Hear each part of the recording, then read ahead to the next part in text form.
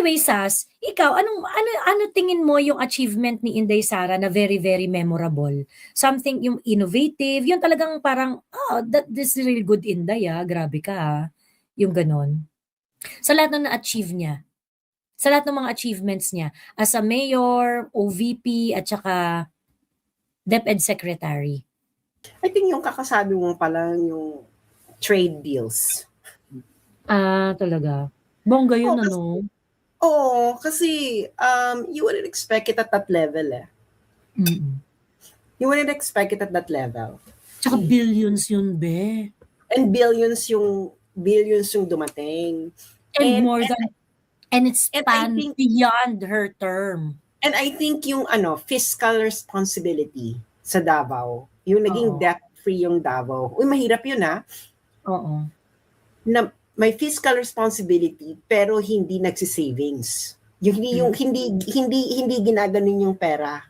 Nagigets nyo? Hindi madaming projects pero naging debt-free. Kasi yung iba kasing city, di ba? Katulad ng isang city sa Metro Manila. Na itago na lang sa pangalang Pasig. Ay, wala akong sinasabing ganyan. Charot. Pinagmamalaki nila yung savings pero ang daming hindi nagagawa, ang daming hindi na ano. Ito kasi lahat ng kailangan gawin ginagawa at gumagawa pa.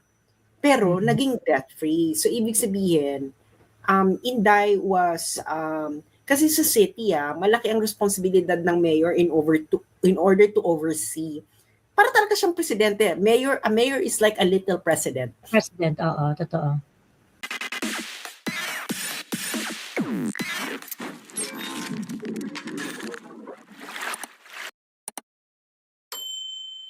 So, kailangan talaga niya, at mas matindi pa yan sa presidente. Kasi you really need to oversee the entire thing as a mayor eh. Which kasi sa pagiging presidente, yung cabinet member mo meron pa siyang more latitude in order to execute things. Yung pag mayor ka talaga, kailangan mo talagang pag mayor ka talaga, kailangan mong hands-on eh. Very hands-on kasi ang mga mayor eh. Hindi to pwedeng pabanjing-banjing. Ayun siguro, yung fiscal management and yun, yung naging head siya ng Davao Development Council, Regional Development Council, and then she delivered results. I don't think that there's any candidate right now who is famous, who has that kind of profile. And ayun, ano pa ba?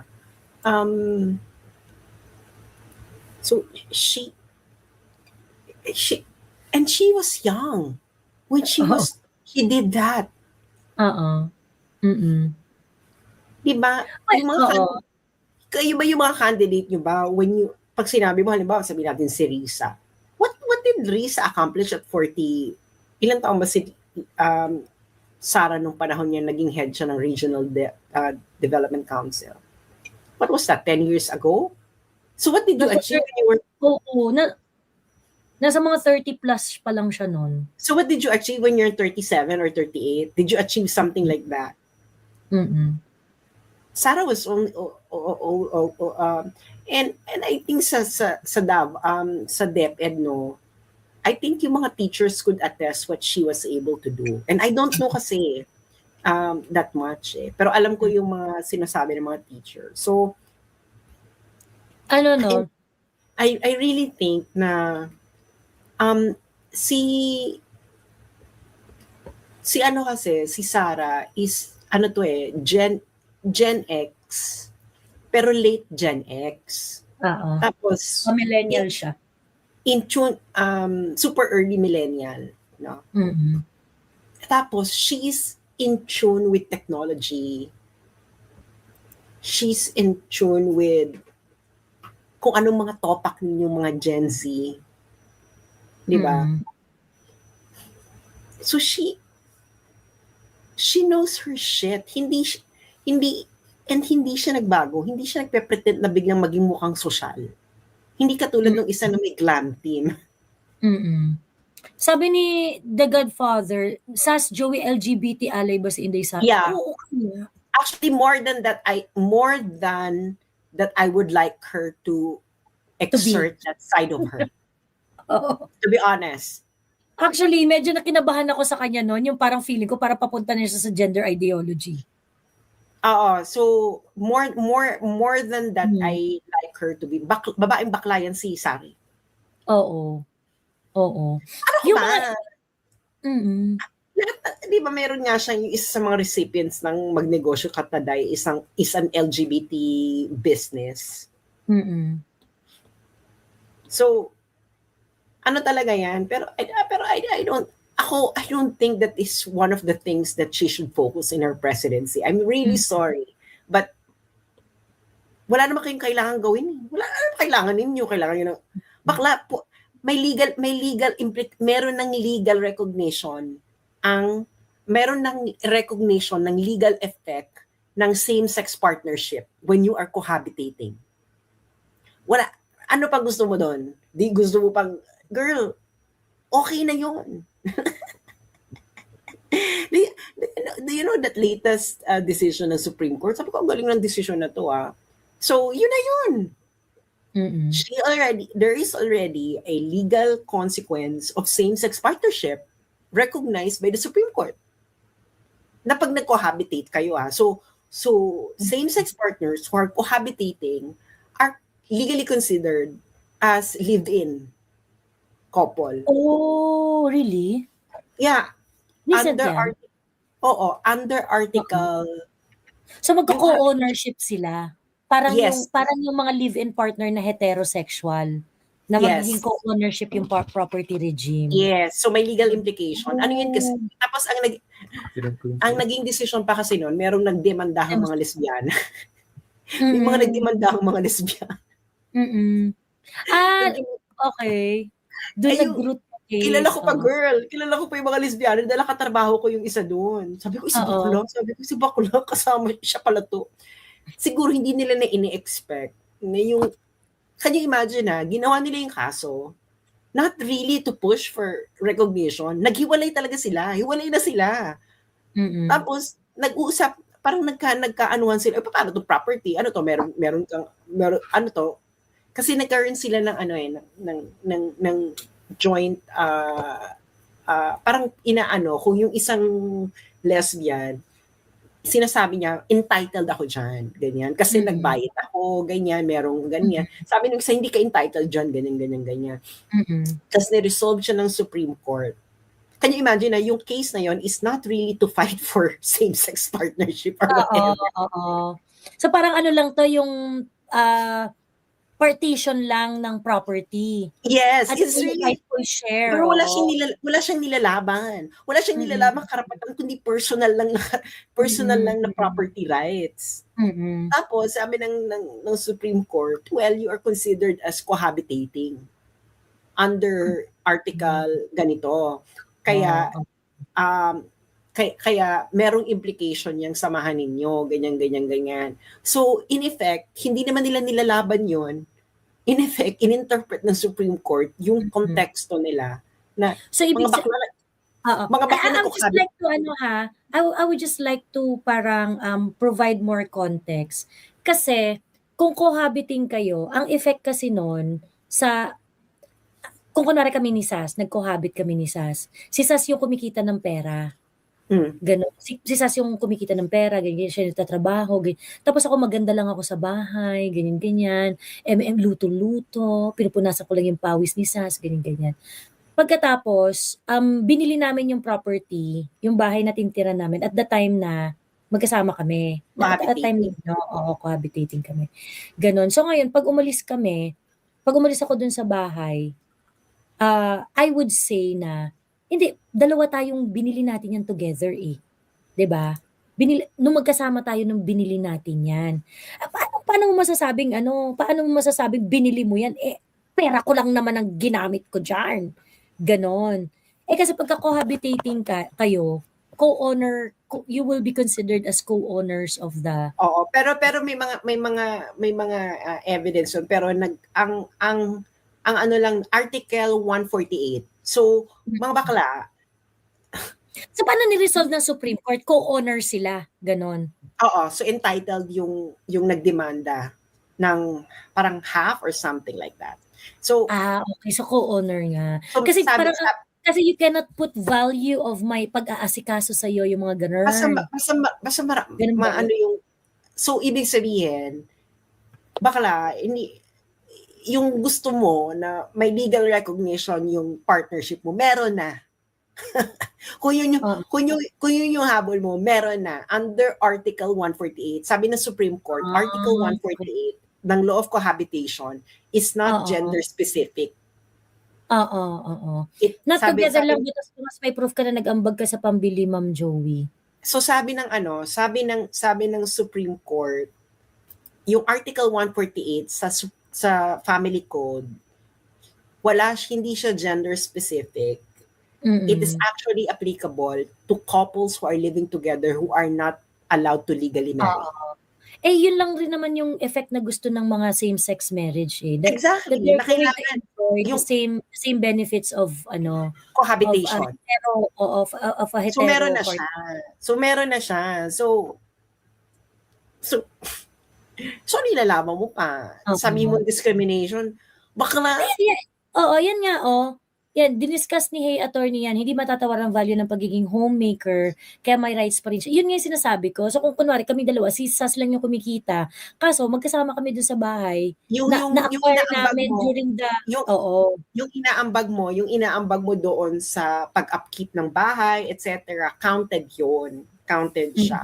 Kasi that's cohabitation rights cohabitation rights. So, so yun. So there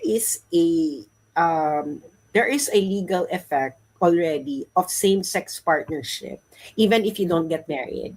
The only requirement is that you are cohabitating together. Kasi yung same-sex married couple, there is no requirement that they are living together in order for them, as yung marriage kasi, there is no requirement that you are living together in order for you to still be considered as legally married. Nag-gets niyo yung pinagkaiba?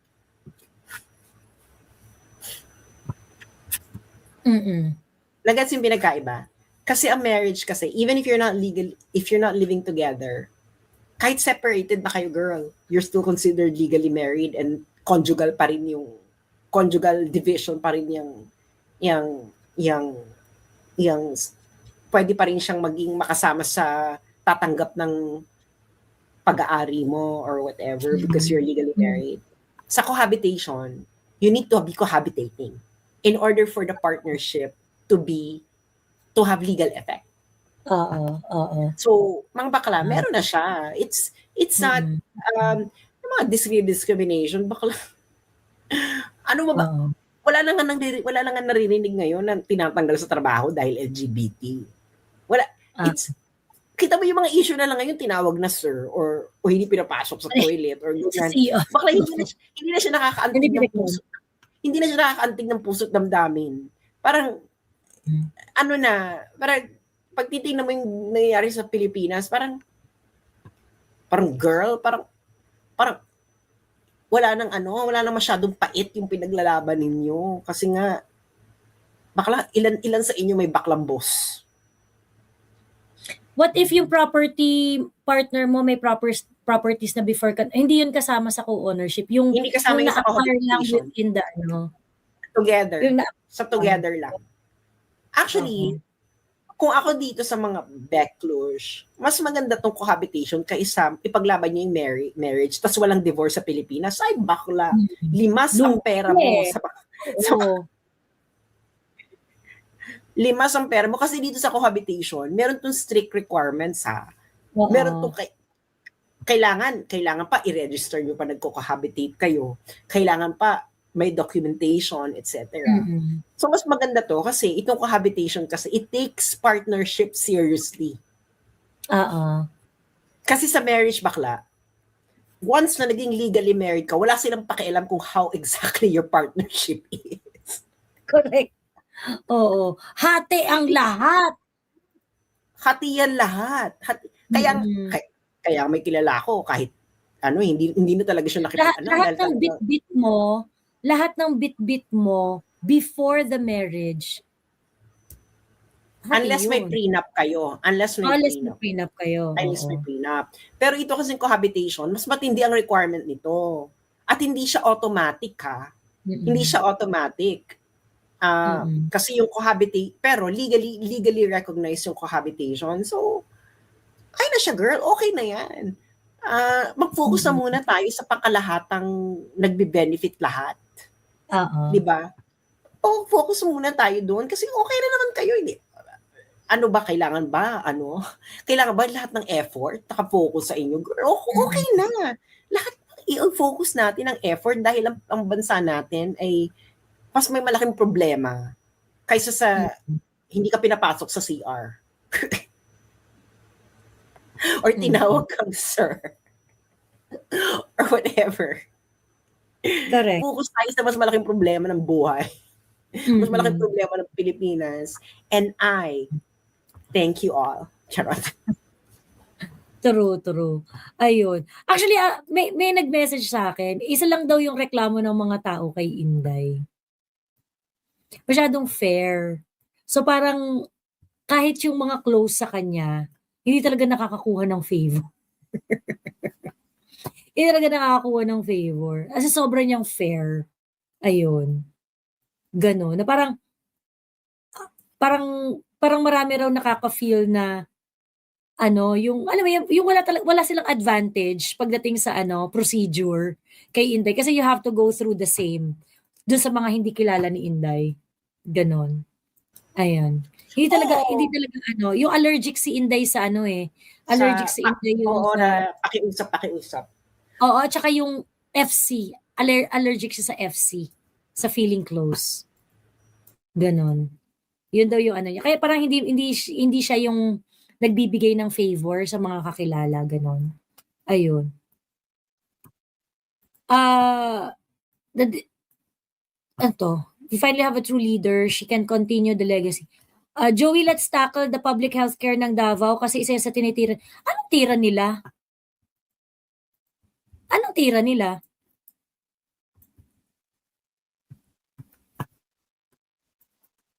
Grabe naman, ano ititira nila sa SPMC?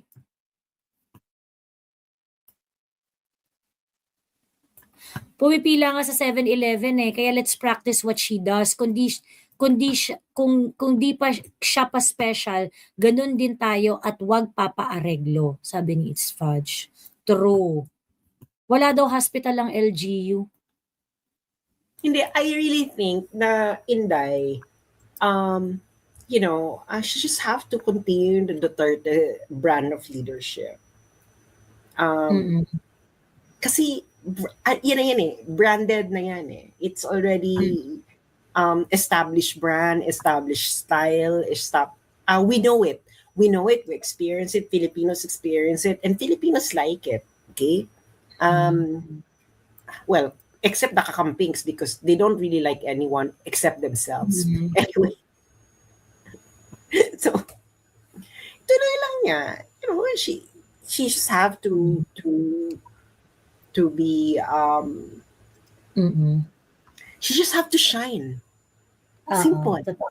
Ay teka, may ano pala ako, 'di ba tinanong ko sa'yo kanina kung ano yung impactful na achievement ni Inday for you. Sa akin same rin yun yung sa yung mga trade deals na finorge ni Inday as a Regional Development Council leader.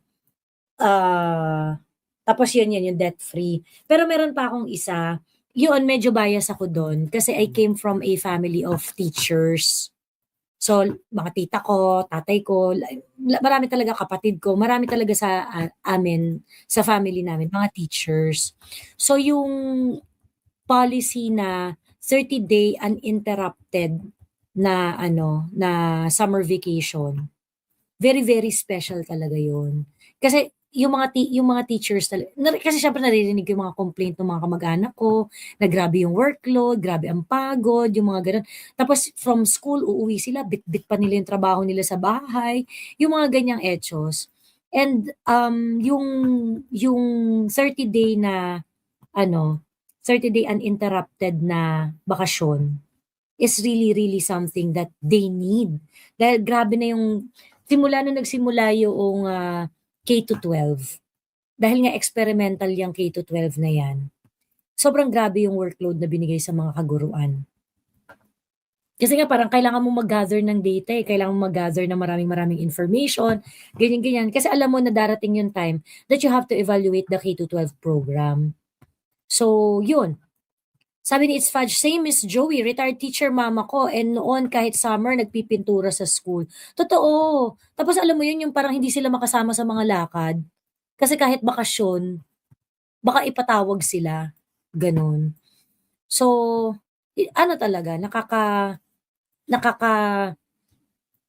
parang finally, may nagbigay rin ng importansya dun sa mga teachers na tao lang rin po sila napapagod. Ayun. Yes, manugang ko teacher, 1 month vacation. Merong time na naisip na gumawa ng local hospital ng Davao City. Pero sabi ni Digong, ayaw niyang tanggihan yung mga tumatakbong hindi taga Davao na pasyente kaya ginawa niyang Mindanao-wide na hospital. Ang weird nung walang hospital ang LGU. Kasi nakanino ba yung pangangasiwa ng SPMC? Nakanino ba yung pangangasiwa nun? Tapos, sino ba yung pinagsisilbihan ng SPMC? So, inadequate ba yung SPMC para pagsilbihan yung mga Davaoenyo? I think we have to look at it that way. Kung na-address naman ng SPMC yung mga pasyente ng mga Davaoenyo, and then some, kasi tumatanggap rin sila ng pasyente from other parts of Mindanao Actually, nung huling punta ko doon, may mga cancer patients na galing pa ng Palawan In-accommodate naman. Ayun. Sabi naman ni Fritz, meron daw. Meron district hospital ang Davao, nasa Paquibato District, yung dating NPA-infested area. Yung SPMC kasi DOH yan, pero malaki ambag ng city government dyan. Sabi ni Just Davao, honestly, Davao City is not perfect. Hello, nasa third world country pa din tayo. Mahirap pa din maging mahirap, lalo pag need ang healthcare. However, Mayor Baste is doing his best and we see it clearly. Ayan. 3 months worth of med free na operahan, hipag ko sa ulo, 0 bill. Ayun. Anyway, ayan. Siya pagsalitain na natin yung mga nasa backstage. Ayan. Hello, Filipino Leaks. Hi, Miss Joey. Si ano po muna. Si Mima. Si Mima J muna. Hello, Mima J. Uy, mauna ka na, Leaks. May meeting ako Ikaw na daw muna, Filipino Leaks. And hello po, Miss Joey. Thank you po sa papakyat. Kahapon pa kami sa backstage pero sobrang ganda ng usapan ninyo. Gusto ko lang sana ibalik yung kahapon kasi parang so most of the reactions kasi parang naano lang sa si Inday, she's qualified. Parang ganun yung back and forth between the different groups or supporters. Pero yung gusto ko sanang i-erase kahapon na hindi na-catch or I think na hindi na-catch ng karamihan is that PRRD was throwing some sort of a warning to ICC and the world since he used that term na incumbent.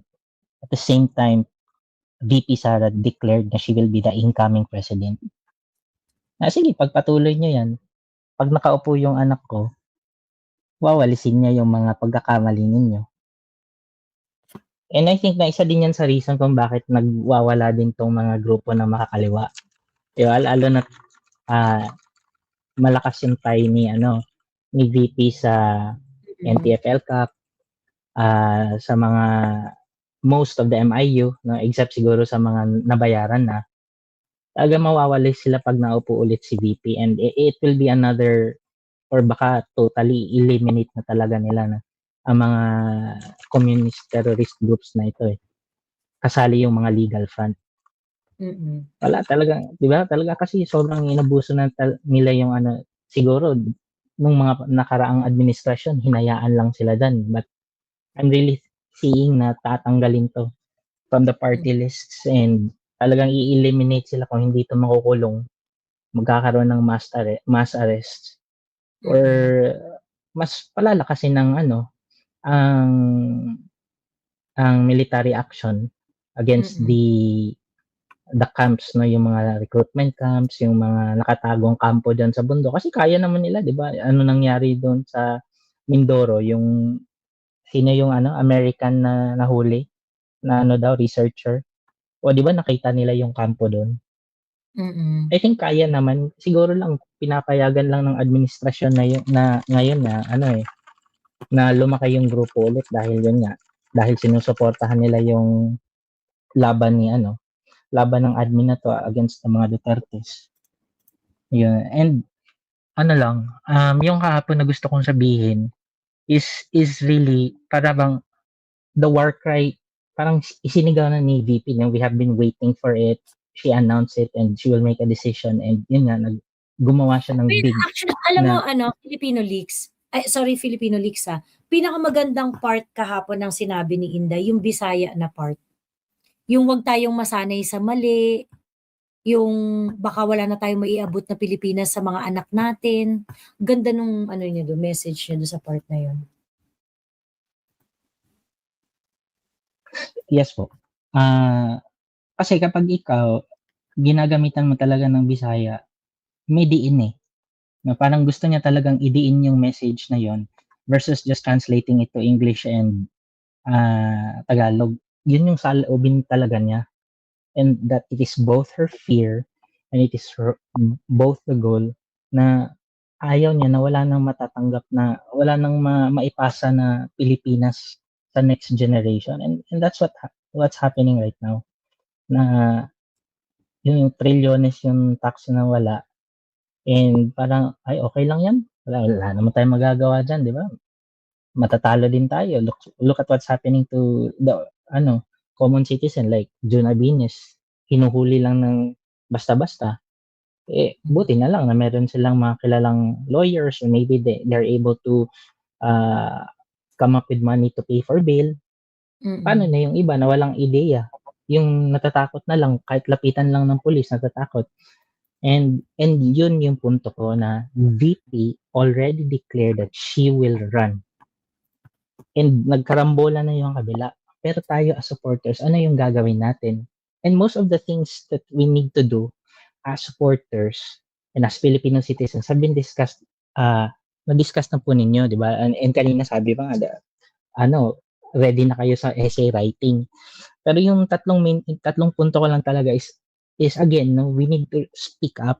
Kasi yung silence natin, and lalo na that VP already declared to be the president, ngayon pa lang mangangampanya na tayo. Because yung silence natin, it protects the abuse being done to us by this administration. And so kahit simpleng post, kahit simpleng discussion, tumakbo yung VP ninyo, tama nga lang, we will vote for her. That's already a very good stand. Okay na yan, di ba?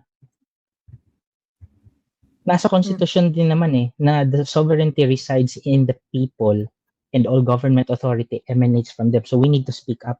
We need to continue, number 2, to expose yung facts, yung mga pagkakamali. Patuloy na ito kasi lalabanan natin yung mainstream media, yung mga misinformation, disinformation nila. Kanina may nakita ko bagong page to, Al Arabiya, and mga mga foreigner parang correspondents, but this is the first time that I've seen it.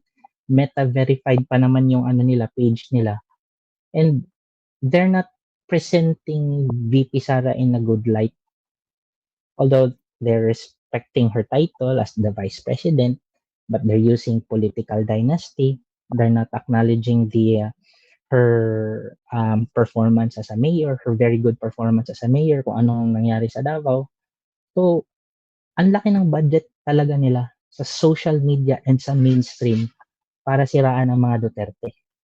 And so that is why we need to continue putting out there sa mga wall natin mismo and even in simple conversations na, ito hindi pa nasasagot. Yung hindi pa nare-repair. Yung mga cadaver na nalunod sa tino, hindi pa na, we need to continue exposing this. And if they're starting to use and create Facebook pages na mga foreigners na ang nandun, then we also need to start speaking up as well and commenting on those international pages as well. Parang yung ginawa natin sa ICC na page, di ba? Lahat na makikita natin ng mga international pages na nagkakalat ng mga fake news against the VP. Let's comment, let's react, or Okay. i-block natin, i-report natin, di ba? And yung last, yun nga, organization, maganda na yung traction ng Tay Kami Naman. I'm pretty sure that magre-reactivate yung mga election groups. At yung mga simple-simpleng grupo lang, like your friends, your classmates, your alumni, yung mga basketball team nyo, start there. Start talking there. Start speaking up. Start defending. Start exposing the facts. Kasi dito natin mapapanalo yung nasa gitna eh. Yung mga neutral, yung mga hindi masyadong nakikinig ng mga balita, hindi alam, and then sa election na sila magde-decide kung sino yung parang last na name Anyway, na na-recall nila. In short, we have to push back. Yeah, I think a lot of people understand na understood the assignment.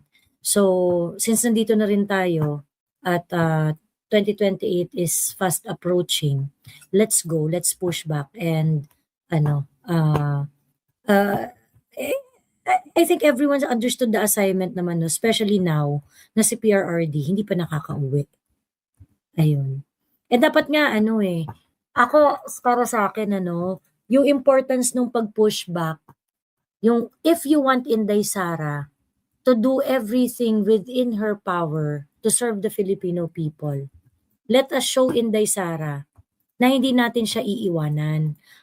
How are you going to show it to Inday? By standing by dun sa tatay niya. Yung tatay niya, daming ni-risk daming ginawa para sa sambayan ng Pilipino. But what did the Filipino do to PRRD? Diba? Pauwi natin. Huwag natin iwanan si PRRD. So that Inday Sara can also go all the way. Merong assurance din sa part ni Inday Sara, pag kinalaban ko tong mga to, hindi ako iiwanan sa sambayan ng Pilipino. Lahat ng bumabalahura sa bansa. Pag inaway ako nitong mga to or ginawa nila sa akin yung something na similar sa ginawa kay PRRD, hindi ako iiwanan ng sambayan ng Pilipino. Ayun. So for me, ganun lang kasimple yan. Ganun lang kasimple yan yung you want Inday Sara to go all out. Edi mag-go all out din tayo sa pagpapauwi kay PRRD. Kasi if we would not be able to do that, kung di natin mapapauwi si PRRD, I'm pretty sure that's going to be part of the thought processes of Inday. Paano pag binalikan ako? Paano pag hindi na ako presidente at binalikan ako nitong mga to? Diba? Because that's what happened to PRRD So, yun. Anyway, anything else, Filipino Leaks? Yun po, yung, di ba, nag-file na po kayo, yung pinost mo na may 22,000 sheets na, or signatures na hindi sa 23 pa lang, sasali. sa 23 pa lang magpa-file. Sa 23. But, di ba, tapos we will continue to, sign. So, yun yung, natin, yung call to action na patuloy pa din tayong mag-collecta dahil magkakaroon pa din ng second filing, tama po ba? Oo, hanggat hindi nagde-decide yung Supreme Court. Tapos may nagtatanong din kasi nakita ko sa isang comment na mag-aano daw sila sa sasakyan nila. But ito po, yung mga, for example, posters or tarps na walang for president pero may lang, icon ng kamao or color ng green heart or maybe a picture of VP. At tapos ilagay mo yan sa sasakyan mo or sa loob ng property mo. Is that considered as a campaign material na pwedeng tanggalin ng COMELEC o hindi, di ba? Kasi wala namang vote for president, parang ganun. But you're just posting something na alam natin you're supporting PRRD or VP Inday. Yung early campaigning is only when you are in the election period. Election period would officially start usually October, parang after the filing of the candidacy. Yun. So, pagka after na filing ng candidacy tas nangampanya ka na, yun ang early campaigning. So, ngayon, supportan mo kasi nung gusto mo suportahan. Hindi naman campaign period eh. So, you can campaign. Yun, maganda po yan, di ba? Kasi marami ulit na nagpapaprint ng t-shirt, yung iba sticker, Oo, paprint na may kayo. Maganda gustong lang mag-ano kayo. ng tarp. Part ng freedom ngayon Isuot. to express eh, na susuportahan ko si Inday, hangga't gusto ko, umaga tanghali, hapon magdamag. Ganyan. But, when the election period starts, and correct me if I'm wrong kasi may election season yan, may election calendar na binibigyan si Comelec eh. When the election season starts, at nagkampanya ka outside the campaign period, yun yung early campaigning. Yun yung bawal, yun yung pinagbabawal ng batas. Yan ba yung February usually? Or hindi? Oo, usually February. February hanggang 3 months yun eh, 3 months, 2 months, ganyan. Okay. Sarap isipin no, pag habang nagpapatuloy tayo tapos simultaneously nagpapatakbo ng signature campaign tapos nakikita nila ang dami nakasuot ng t-shirt na may kamao, di kaya agila. Tapos yung mga stickers. Tapos makikita pa sa mga bahay may tay kami naman or something. Talaga mayayanig yung kabilang kubol. Anyway, yun lang po, Miss Joey. Salamat po sa pagpapakita. Okay. Thank you din, Miss Sas. Thank you. Hello, Mima J.